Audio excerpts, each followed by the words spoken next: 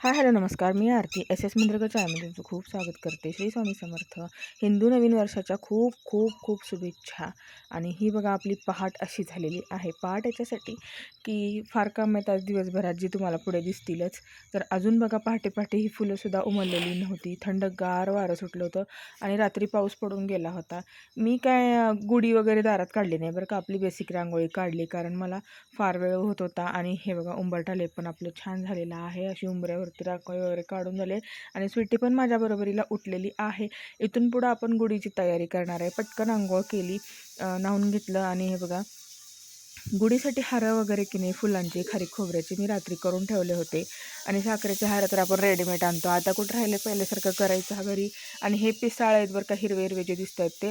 गुढीपाडव्याच्या दिवशी आमच्याकडे की नाही अशी पद्धत आहे की ते घेऊन पायाखाली आंघोळ करतात. आणि ही बघा ही साडी आपल्याला नेसवायची होती. आणि हा कलश, जो मंगल कलश आपण म्हणतो, तो हा इथे मी तयार करत होती सकाळ सकाळी. आणि मुलं पण उठून आंघोळ वगैरे करून तयार झाली होती बरं का. तर हे बघा असं छान वगैरे स्वस्तिक वगैरे काढून की नेहमी कलशाला तयार केलेला आहे. तर मागे म्हणाल तुम्ही हे काय कलशाच्या मागे एवढा मोठा पसार दिसतोय, तर तसं नाही. गहू काढायचे होते आणि गव्हासाठी ते टोपले मी खाली घेतलेले होते.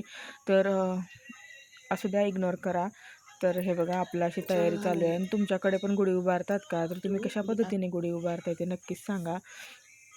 आणि प्रत्येकाची पद्धत वेगवेगळी आहे बरं का. कुणी साड्या नवीन घेतं, कुणी घेत नाही, कुणी ब्लाऊज पीसावरती गुढी उभा करतं.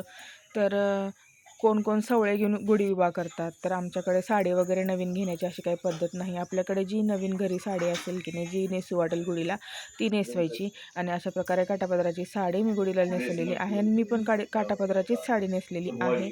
कारण आमच्या सासूबाई मग रागवतात, कारण की म्हणतात आपण आपल्याला देवाने दिलंय की नाही, मग देवाला दाखवायला नको आपल्याकडे किती छान छान साड्या वगैरे आहेत, आपण कसे छान राहतो ते. त्याच्यासाठी दुसरं काहीच कारण नाही. असं आपल्या मनाचं समाधान सगळं. आणि हे बघा किती भारी वाटतं की नाही, नवीन आपले हिंदुत्वाचे सगळे सण जे नवीन नवीन आपण साजरे करतो, किती छान वाटतं. आणि मी इथं टेरेसवर आलेलं आहे. किती सुंदर दिसायली बघा आपली गुढी एखाद्या नवरीप्रमाणे. तर हे सगळं की नाही व्यवस्थित घट्ट बांधूनच गुढी उभा करावी लागते. आणि हे बघा अजूनही सकाळ सकाळी धुकंच आहे, कारण की रात्री पाऊस पडला आहे आमच्याकडे जोरात. आणि हे कसं वातावरण दिसतंय बघा. आणि एकदम धुकं असल्यामुळे हे सगळं ब्लर येते बरं का. नाही बघा सूर्यनारायण उगवला आहे आपला. आणि सूर्यनारायण उगवायला आणि आपली गुढी उभा करायला एकच टाईम झाला. हे बघा त्यांना पेलत नव्हतं, म्हणजे दोघांनी मिळून धरून हे केलं तर त्या अँगलमध्ये अडकवता गुढी आली असते. त्याच्यामुळं आम्ही दोघांनीही मिळून गुढी उभा केली आहे. आणि असंही त्यांच्या हाताखाली करावंच लागतं, जरी गुढी उभारत असले तरीसुद्धा.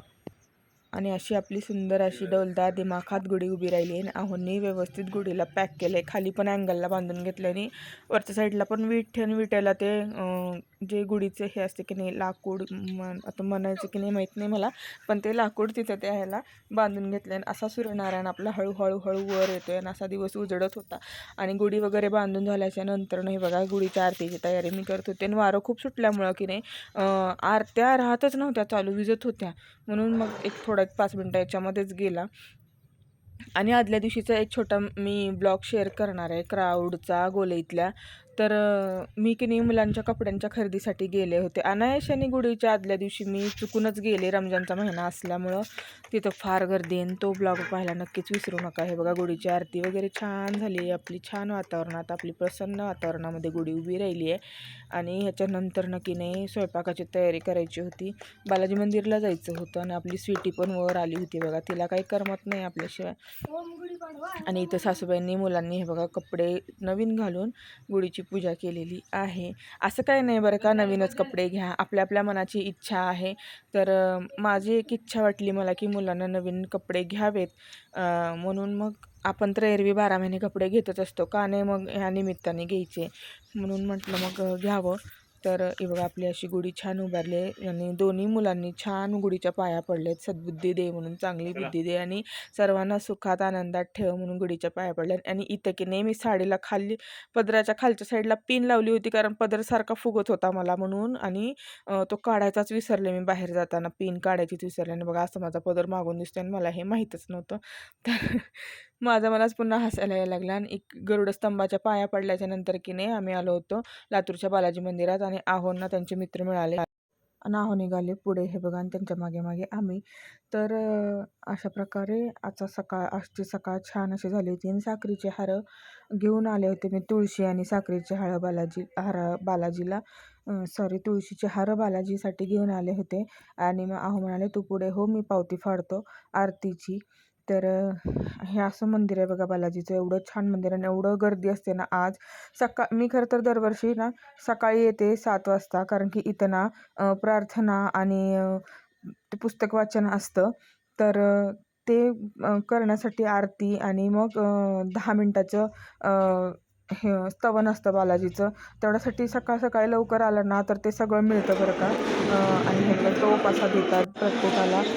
महाराज जे आहेत ना हे फार ओळखीचे. खूप लहान असल्यापासून आमचे आहो ह्या मंदिरामध्ये येतात. रोज सकाळी ते दुकान उघडायच्या आधी यायचे आधी. पण आता त्यांना काही वेळेमुळं जमत नाही आहे. आणि इथं बघा हे महाराज आहोंसोबत बोलत होते. फार छान वाटतं आणि प्रसन्न वाटतं मनाला. आणि हे असं मंदिर खूप छान बांधलेलं आहे. तर असं मंदिर आहे की नाही हे जिथं तुम्ही काय मनातली इच्छा सांगाल ना ती बरोबर पूर्ण होणार म्हणजे होणारच. आणि आहोंनी आणि मी जोडीनं दर्शन घेतल्याच्या नंतर महाराजांनी प्रसाद दिला होता बुंदीचा आणि किराणाचा आणि तुळशीपत्राचा. तर त्याच्यानंतर मग मीही अशी मागच्या साईडला मागच्या साईडने मी फेरी मारत होते. नाहू आमचे मागच्या साईडचं बालाजीचं दर्शन घेत होते आणि मी बघा पुढे निघाली. मी इथून जाता जाता की नाही पर्समधून हुंडी टाकण्यासाठीचे पैसे काढत होते. तर हे बघा इकडे पुढे आल्याच्यानंतर हे पंचामृत हे की नाही कडुलिंब, तुळशी, अद्रक, गूळ आणि हिंग आणि हे सगळं असतं त्याच्यामध्ये.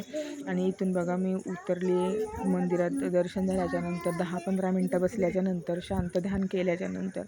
आणि हे आपलं गरुड स्तंभ जे आहे ना ते पण खूप छान आहे. आणि हे बघा गरुड स्तंभाजवळ समर्थ म्हणाला तुझा मी एक व्हिडिओ करतो मम्मी, तू थांब इथे. आणि घरी आल्याच्यानंतर ना बघा हे आपलं सगळं पुरणाचा स्वयंपाक करून नैवेद्य गुढीला. पुरणाचा स्वयंपाक असला तरी मी काय फार 4-5 भाज्या वगैरे काही नाही. आमटी भात आणि भजी, पापड, कुरडी आणि गवारीची भाजी, चपाती, पोळी असं केलेलं होतं.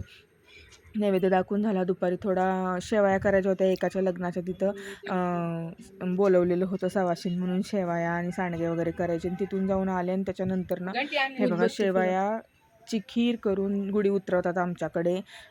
आणि हे बघा समर्थ उतरवते, कारण आहो तर दुकानाकडे गेले होते आणि दुकान सोडून आता रमजानचं सीझन आहे त्यांचं दुकान सोडून त्यांना येता येत नाही. त्याच्यामुळं हे शेवयाच्या खिरीचा नैवेद्य दाखवून नारळ फोडून वाढवून गुढी खाली उतरवतात. आणि आमचा समर्थ बा किती मस्ती करते नारळ फोडताना. तर त्याला मी ओरडल्याने मग त्यांनी हे नारळ फोडलं. असो मुलांना सगळं काही शिकवणं फार गरजेचं आहे. मुलींनीच सगळं शिकणं असं काही गरजेचं राहिलेलं नाही. आजकाल मुलांनाही सगळं यायला पाहिजे. सगळ्या सणांबद्दल आपल्या हिंदुत्वाबद्दल माहिती असली पाहिजे. आणि ही जर माहिती असेल तरच आपलं हिंदुत्व कायम टिकून राहील. नाहीतर फार अवघड आहे येणाऱ्या काळामध्ये. हे बघा असं वातावरण झालं होतं आणि संध्याकाळी हा जोराचा पाऊस पडला की नाही काय सांगताय. एवढ्या जोरात पाऊस पडला. असं एकदम आभाळाचं वातावरण झालं होतं आणि 5:45 वाजता बरोबर